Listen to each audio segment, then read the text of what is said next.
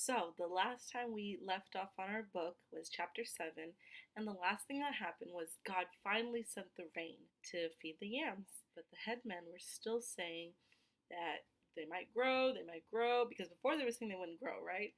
But then they started saying they might grow, but they're going to taste bitter. And so that started to worry Kuri, right? He was like, man, are the yams going to taste bitter? And he was kind of worried, but then at the end of the chapter he said, you know what? I'm not going to worry about it. It's in God's hands. And that's where we left off. So let's get right into finishing our book. Chapter 8. Bitter Yams? At last, the yams were ready to dig up. All the Christians came with their families. The women and children brought sticks to help with the digging. Kuri stood with the men and watched. The yams weren't very big, but there were a lot of them.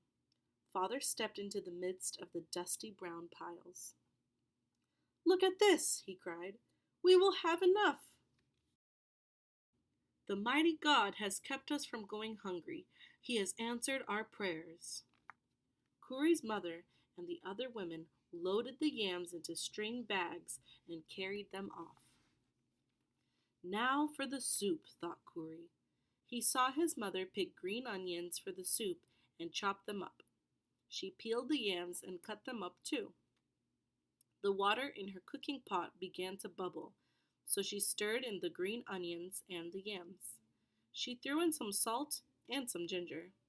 Then she cooked the soup over the fire for a long time.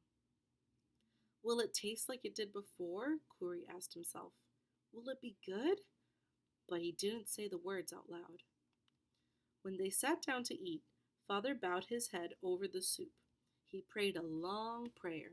First, he thanked God for all he had done to take care of the family and the crop of yams.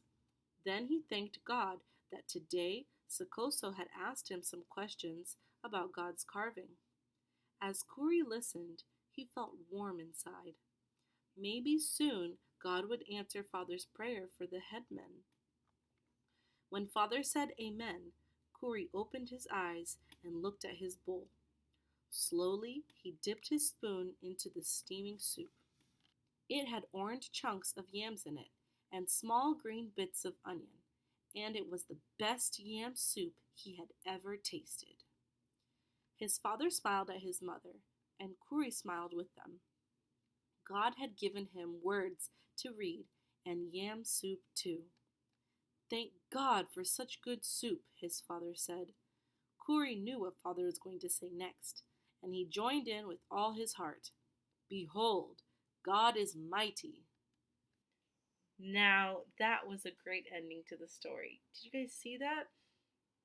The father's faith was so strong that he impacted so many people in the story, in their village. And even Sakoso, right? Even Sakoso is asking questions, which is awesome. That's how great God is. And I hope you guys enjoyed this book as much as I did. If you would like to go back and read the chapter from chapter 1 all the way to here, please feel free to.